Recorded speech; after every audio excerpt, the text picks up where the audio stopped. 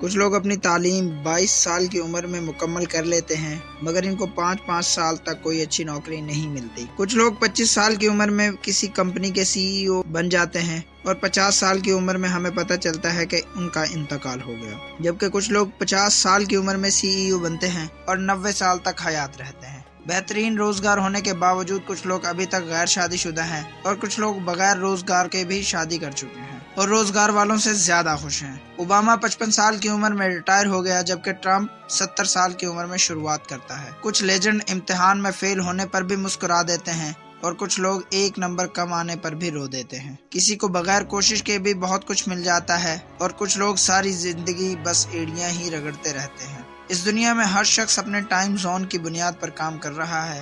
ظاہری طور پر ہمیں ایسا لگتا ہے کہ کچھ لوگ ہم سے بہت آگے نکل چکے ہیں اور شاید ایسا بھی لگتا ہے کہ کچھ لوگ ہم سے ابھی تک پیچھے ہیں، لیکن ہر شخص اپنی اپنی جگہ ٹھیک ہے، اپنے اپنے وقت کے مطابق۔ ان سے حسد مت کیجیے، اپنے اپنے ٹائم زون میں رہیں، انتظار کیجیے اور اطمینان رکھیے۔ نہ ہی آپ کو دیر ہوئی ہے اور نہ ہی جلدی۔ اللہ رب العزت جو کائنات کا سب سے عظیم الشان ہے، اس نے ہم سب کو اپنے حساب سے ڈیزائن کیا ہے۔